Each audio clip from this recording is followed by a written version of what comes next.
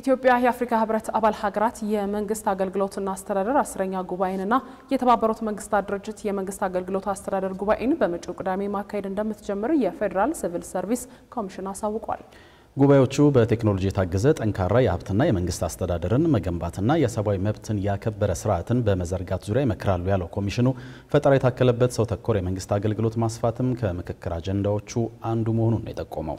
አቤል አበበ በተከታዩ ዘገባው የጉባኤውን ይዘት ጨምሮ ከሰሞኑን የመንግስት ሰራተኞች ቅነሳ ሊካሄድ ነው በሚል ሲሰራጩ የነበሩ መረጃዎች ሐሰት ናቸው ስለመባሉ ይነግረናል። የሚያቀርበው ዮሐንስ አበረ ነው።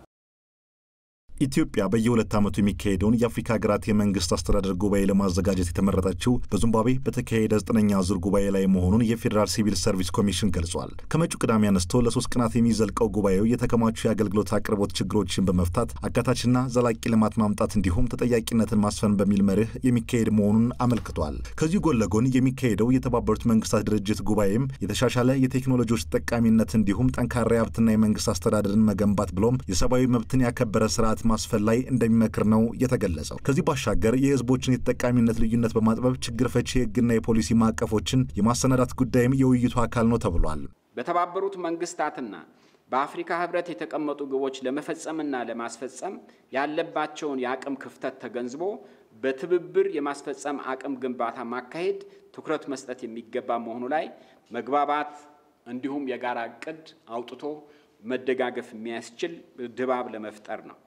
በብዙ ሀገራት ተፈትኖ ውጤት ያመጣውን ሁሉ አቀፍ የአንድ ማዕከል የአገልግሎት አቅርቦት አስፈላጊነት ላይ ትኩረት ሰጥቶ በመወያየት በየሀገራቱ የሚስፋፋበት የሚፈጸምበት ሁኔታ ላይ የጋራ መግባባት መፍጠርና እቅድ አዘጋጅቶ መደጋገፍ እንዲኖር በማሰብ ነው።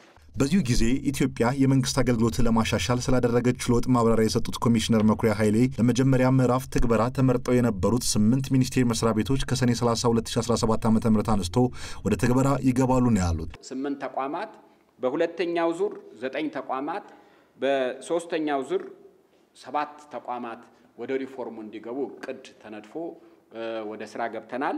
8ቱ ሚኒስቴር መስሪያ ቤቶች ሰኔ 30 ላይ የዝግጅት ምዕራፋቸው አጠናቀው ወደ ተግባር ይገባሉ። 9ኙ ተቋማት በሁለተኛው ዙር የሚገቡ ተቋማት ደግሞ ከሐምሌ 1 2017 ጀምሮ ወደ ሪፎርሙ የሚገቡበት ሁኔታ ተፈጥሯል ማለት ነው። ወደ 124 አገልግሎቶች ወደ መሶብ የአንድ ማዕከል አገልግሎት እንዲገቡ ተወስኖ አገልግሎቱ በአንድ ህንፃ እየተሰጠ ያለበት ሁኔታ አለ። ሲቪል ሰርቪሱ ላይ የተደረጉ በጎ የሚባሉ የማሻሻያ ጅማሮች እንዳሉ ሆነው የህዝብ አገልጋይ የሆነው የመንግስት ሰራተኛ ግን ከኢኮኖሚ ፖሊሲ ማሻሻያው ወዲህ የተጨመረለት ደሞዝና የዋጋ ግሽበቱ አልተመጣጠነልኝም የሚል ተደጋጋሚ ቅሬታ ያነሳል። እኛም ብቁ ታማኝና ታታሪ አገልጋይ እንዲሆን የሚጠበቀው ይህ የህብረተሰብ ክፍል የሚያነሳቸው አንገብጋቢ ጥያቄዎች እንዲመለሱ ምን እየተሰራ ነው ስንል ጠይቀን ነበር። ደሞዝ ቢጨመር ብዙ ፋይዳ ያለው ለውጥ አያመጣም። ያው የዋጋ ንረቱ በተከታታይ እየቀጠለ ስለሆነ ማለት ነው። ይሄ ችግር በአንድ የሆነ ጊዜ የሚፈታ ችግር አይደለም።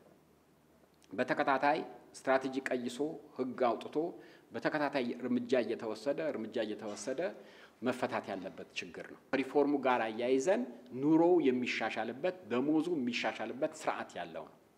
ስለዚህ ክፍያው እየተሻሻለ የሚሄድበት ሁኔታ ነው የሚኖረው ማለት ነው።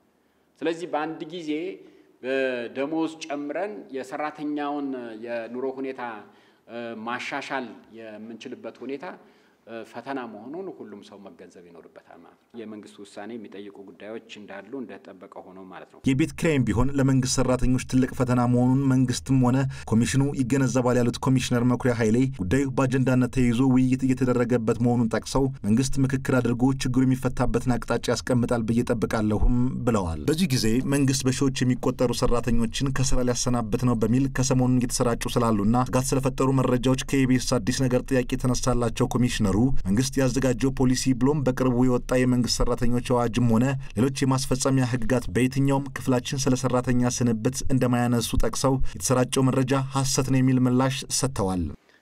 በዋነኛነት ለመንግስት ሰራተኛው በሙሉ ለህብረተሰቡም በሙሉ በሲቪል ሰርቪስ ኮሚሽን ደረጃ ማረጋገጥ መፈልገው ይሄ የመንግስት አገልግሎትና አስተዳደር ሪፎርም ከሰራተኛ ቅነሳ ጋር የተያያዘ ነገር ምንም ነገር የለውም።